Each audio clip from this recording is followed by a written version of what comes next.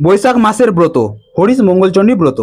ব্রতের দ্রব্য: ফুল, তুলসী পাতা, দূর্বা, আলো চাল, কাঁঠালি কলা, মালা, ঘট ও আম পাতা। ব্রতের সময় বা কাল: বৈশাখ মাসের প্রতি মঙ্গলবারে এই ব্রত করতে হয়। সধবা আর বিধবা দুই শ্রেণীর মেয়েরাই এই ব্রত করতে পারে। ব্রতের বিধান: বৈশাখ মাসের কৃষ্ণ ও শুক্লপক্ষের মঙ্গলবারে যথারীতি পূজা ও ধ্যান সহযোগে এই ব্রত পালন করা উচিত।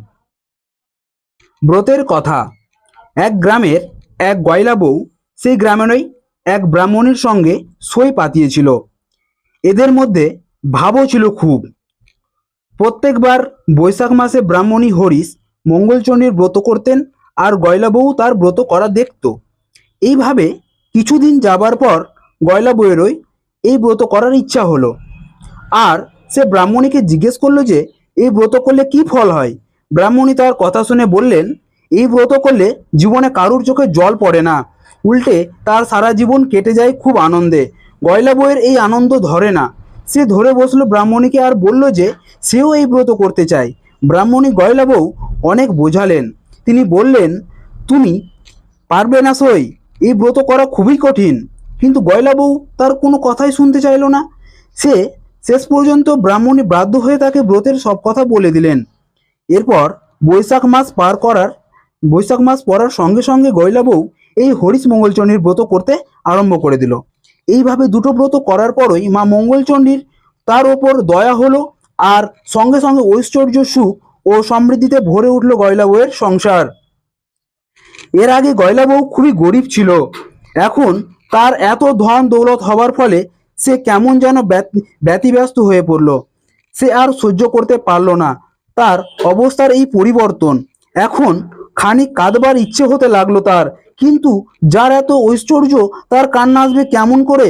শেষে গয়লা বউ আবার গিয়ে ব্রাহ্মণীকে ধরে বসলো আর বলল, সই, আমি আর এসব সহ্য করতে পারছি না, ইচ্ছে হচ্ছে খুব খানিকটা কাঁদি। তুমি আমায় বলে দাও সই, কি করলে আমি খানিকটা কাঁদতে পারবো। গয়লা বউয়ের কথা শুনে ব্রাহ্মণী তো একেবারে আশ্চর্য হয়ে গেলেন। তিনি বললেন, সে কি সই, তুমি কাঁদবে কেন? তোমার এমন সুখের সংসার হয়েছে, এত আনন্দ ভোগ করছো, এতে কাঁদতে আবার কেউ চায় নাকি? এই যে হরিশ মঙ্গলচণ্ডীর ব্রত, এই ব্রতের করার ফল শুধু আনন্দই হয়, কান্নাকাটি এর কাছেই আসতে পারে না। আমি তো আগেই তোমাকে বলেছিলাম যে এই ব্রত করা খুবই কঠিন। এখন তখন তো তুমি শুনলে না। এখন কাঁদতে চাইলে চলবে না। গয়লা বউয়ের তখন প্রায় পাগলের মতো অবস্থা। সে বলল, আমি কাঁদতে না পেলে বাঁচবো না সই, তুমি বলে দাও কি করলে আমার কান্না আসবে। সইয়ের কথা শুনে ব্রাহ্মণী খুবই চিন্তিত হয়ে পড়লেন।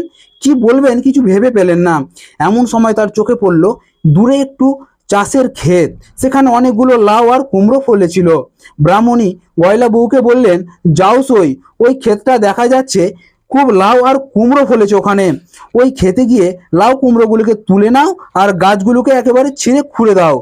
তাহলে এই চাষারা খুব রেগে গিয়ে তোমাকে খুব গালমন্দ দেবে, তাহলেই তোমার কান্না আসবে। সুয়ের কথা শুনে গয়লা বউ তখনই সেই ক্ষেতের ভিতর ঢুকে গাছগুলো সব ছিঁড়ে খুঁড়ে দিয়ে চলে এলো। কিন্তু এতে আসল কাজ কিছুই হলো না, বরং উল্টোটি হলো। মা মঙ্গলচণ্ডীর দয়ায় গাছগুলো আবার সতেজ হয়ে উঠলো, আর চাষারাও খুব আনন্দ হলো। তারা গয়লা বউয়ের কাছে গিয়ে বলল, মা, তোমার হাতের ছোঁয়া লেগে আমাদের মরা গাছগুলো আবার জ্যান্ত হয়ে উঠেছে, তুমি মা সাক্ষাৎ লক্ষ্মী। এর ফলে গয়লা বউ কাঁদবার সুযোগই পেল না।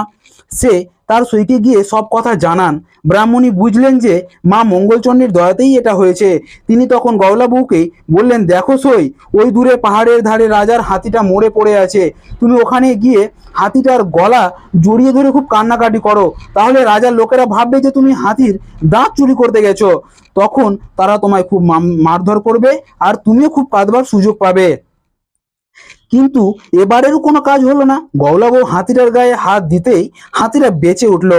তাই দেখে রাজার লোকেরা একেবারে অবাক হয়ে গেল আর সব কথা রাজাকে গিয়ে জানালো। সব শুনে রাজা খুব খুশি হলেন আর গয়লা বউকে অনেক ধনরত্ন দিলেন। এবারেই কোনো কাজ হলো না দেখে ব্রাহ্মণী বুঝলেন যে এবারেও মা মঙ্গলচণ্ডী দয়া করেছেন। ব্রাহ্মণী তখন বললেন, দেখো সই, এক কাজ করো, কতগুলো বিষের নাড়ু তৈরি করে তোমার মেয়ের বাড়ি পাঠিয়ে দাও, তাহলে তাহলে নাড়ু খেয়ে তারা সবাই মরে যাবে আর তুমিও তখন কাঁদতে পারবে। সইয়ের কথা মতো গয়লা বউ তাই করলো, কিন্তু মা মঙ্গলচণ্ডীর দয়ায় বিষের নাড়ু অমৃত হয়ে গেল। মেয়ের বাড়ির লোকেরা খেয়ে খুব খুশি হলো আর আরো কিছু নাড়ু চেয়ে পাঠানোর জন্য লিখে পাঠালো। এতেও কোনো কাজ হলো না। তখন ব্রাহ্মণী গয়লা বউকে বললেন, যখন কিছুতেই হচ্ছে না তুমি মা মঙ্গলচণ্ডীর ব্রত করা ছেড়ে দাও। সই গৌলা বই মঙ্গলচণ্ডীর ব্রত করা ছেড়ে দিল। এতে মা মঙ্গলচণ্ডী তার উপর খুব বিরূপ হয়ে গেলেন। ক্রমে গয়লা বউয়ের স্বামী পুত্র দাস দাসী হাতি ঘোড়া ধনরত্ন সব চলে গেল। গৌলা বউয়ের সব চলে যাওয়ার ফলে এবার সে হাউমাউ করে কাঁদতে লাগলো। কান্না আর কিছুতেই সে থামাতে পারলো না। শেষে ব্রাহ্মণীর কাছে গিয়ে বলল, সই আমি আর কাঁদতে পারছি না, যেমন করে পারো আমার কান্না থামিয়ে দাও। ব্রাহ্মণী তখন বললেন, তুমি তো কাঁদতেই চেয়েছিলে সই, এখন কান্না থামাতে বললে কি হবে? যাক, যা হবার হয়ে গেছে, এখন বাড়ি গিয়ে মরাগুলো জড়িয়ে ধরে খুব খানিক কাঁদো, তারপর সেগুলোকে খুব সাবধানে রেখে সামনের মঙ্গলবার থেকে আবার মা মঙ্গলচণ্ডীর ব্রত করা আরম্ভ করো। সইয়ের কথা শুনে গৌলা বউ বাড়ি ফিরে এসে ব্রাহ্মণীর কথা মতো সবই করলো আর খুব খানিক মাথা খুঁড়ে কাঁদবার পর মা মঙ্গলচণ্ডী স্তব করতে লাগলো। তারপর মঙ্গলবার আসতে এসে খুব শুদ্ধাচারে মা মঙ্গলচণ্ডীর পূজা আর স্তব করলো। সব শেষে দুহাতে মার ঘট ধরে মাকে খুব ডাকতে লাগলো।